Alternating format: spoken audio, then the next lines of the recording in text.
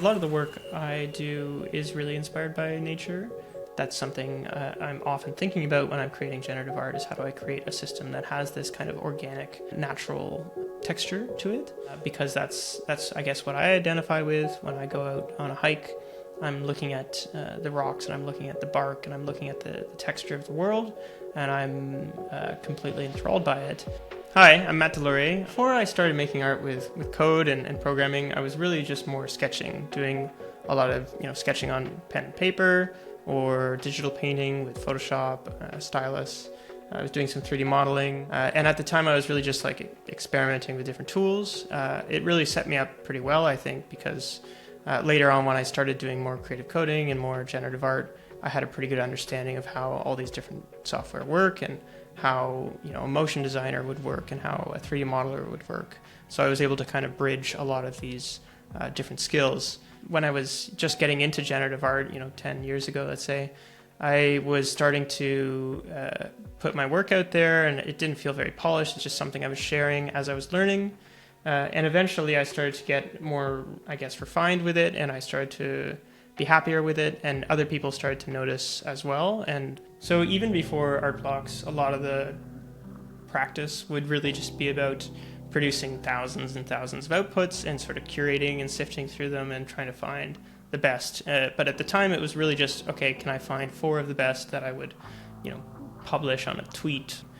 There wouldn't really be a long lifespan to these kind of works. It definitely changed with art blocks, because there's this real intention that was required, that you had to create some code that it was singular and would produce thousands of outputs, and those thousands of outputs would all look good on their own. The first piece I saw from Matt on art blocks was Subscapes, and I bought a bunch of those. So Matt had created a project called Subscapes, which was like this geographic representations of like mountains and flat surfaces and oceans, and it was really cool. With Subscapes, it really came about where I had a sort of idea for what I wanted to create, which was using this sort of topographic isometric style.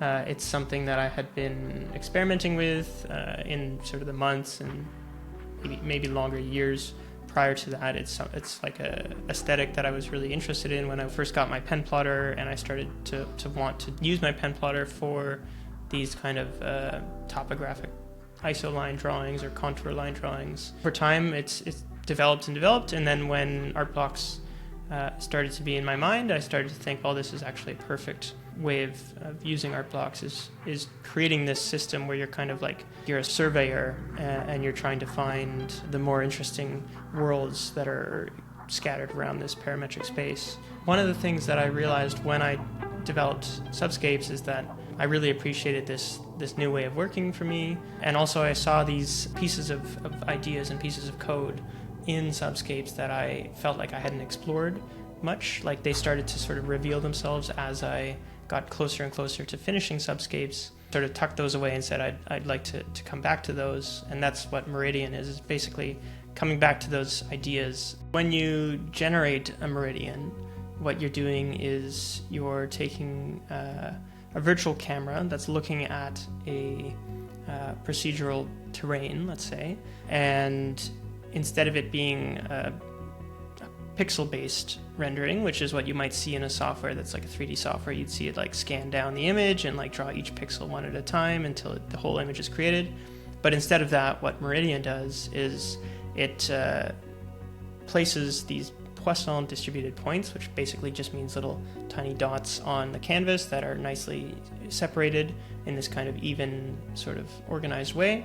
And then each of those dots is replaced by a line. The color of the line varies, the width, the angle, all these things, all these parameters, they vary based on the terrain that you're looking at. And so it's essentially what Meridian is it's just a virtual viewpoint of a procedural terrain. And the idea of the whole project is that you're looking through a sort of infinite space of different landscapes, almost like these different vistas or these different views of different landscapes, and each slice is its own sort of world or its own sort of parameter space, and you can sort of scan through them and find different totally different worlds. One of them might be all blue, one of them might be all red, whatever, but they also have their own qualities and attributes. There's so many ways of interpreting it. Some viewers might see it as if like it is a cross section, or like it's rock strata. Some might interpret it as like one of these bottles where you mix sand of different colors. And to be honest, I've never seen this before until some collectors started to mention it. But apparently it's something a lot of kids do. And so everyone has this different way of seeing the work. For me, when I see the work, it's as if I'm standing on top of a very large mountain or a cliff or something like that, and looking out over, kilometers of ranges of mountains. Maybe this sort of goes back to like Canadian roots, where just the Canadian wild is this like beautiful and sort of sublime and awe-inspiring place. And I guess some of that I try to channel through some of the work that I create. I remember thinking that's just a beautiful project. That's something I would want to look at on my wall. That's something I would want to own myself. I would say there's a specific genre or category of collector that collects static pieces that are going to look amazing on their wall, right? Like they're big, they're in your face, they're loud, there's beauty, there's color. One of his strongest skill sets is his use of color. I mean, like he finds a way of using so many different tonalities with just such a beautiful balance. The more you look at the outputs, you realize how unique each output actually is. And in addition of 1,000, you know that there's so much more out there in this algorithm that it makes you want to keep exploring.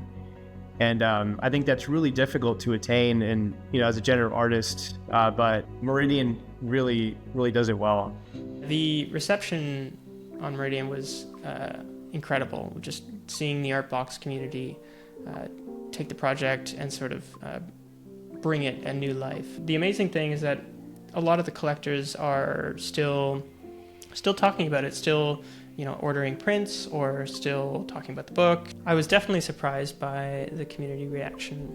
When you publish generative art on the web, usually the response is, you get some likes, you get some retweets or some reposts or whatever. You get a few people giving you a thumbs up or saying, yeah, this is great.